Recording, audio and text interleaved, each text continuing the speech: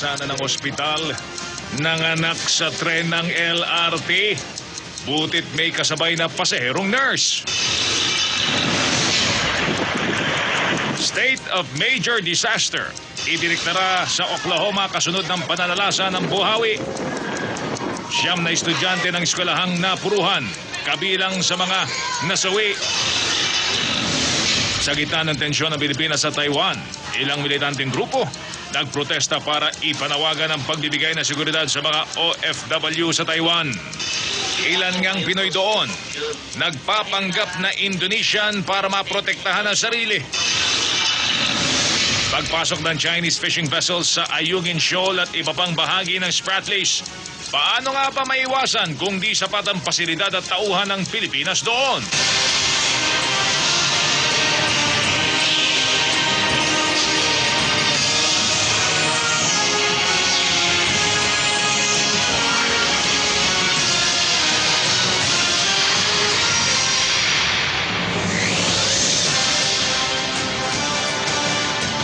Magandang gabi po, hindi na po umabot sa ospital ang panganganak ng isang ginang. Habang bumabiyahe kasi, napaanak na ang ginang sa loob mismo ng isang tren ng LRT Line 1. Nakatutok si Salima Refran. Susunod, resident chef ng unang hirit na si Nancy Lumen na nakawan habang nasa loob ng kanyang sasakyan. Isa na namang dayuhang mountaineer stranded sa Mayon Volcano matapos mapilayan. Ang kontrobersyal na manunulat ng librong The Da Vinci Code na si Dan Brown, isinalarawan ang Maynila bilang Gates of Hell sa kanyang bagong libro.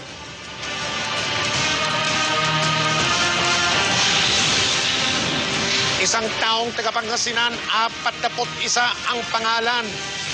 Pwede ba yun? Tututukan natin dito sa 24 oras.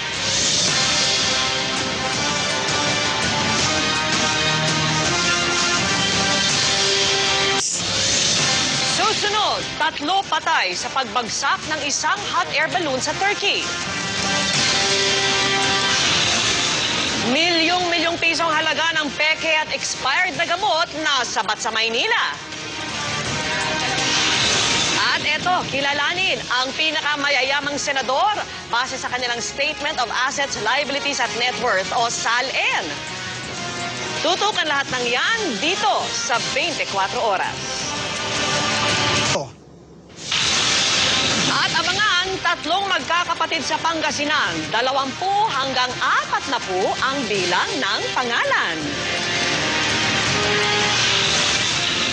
Best-selling author ng The Da Vinci Code na si Dan Brown, isinalarawan ang Maynila bilang Gates of Hell sa bago niyang obra. At theater actress na si Isay Alvarez, nagbago ng diet para labanan ang leukemia. Walang patid na pagtutok dito sa 24 oras.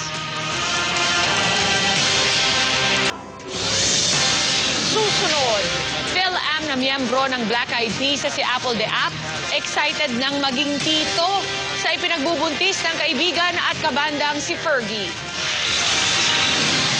At primera kontrabida Bella Flores, inalala ng mga naka-eksena niyang mga bida. Tuloy ang pagtutok dito sa 24 oras. Pwede rin guma. Yan ang hindi alam ng madla. O, yan na. Alam niyo na. Si Victoria, oh. At yan po ang mga balitang aming tinutukan sa nakalipas na 24 oras. Maraming salamat po sa inyong pagtitiwala.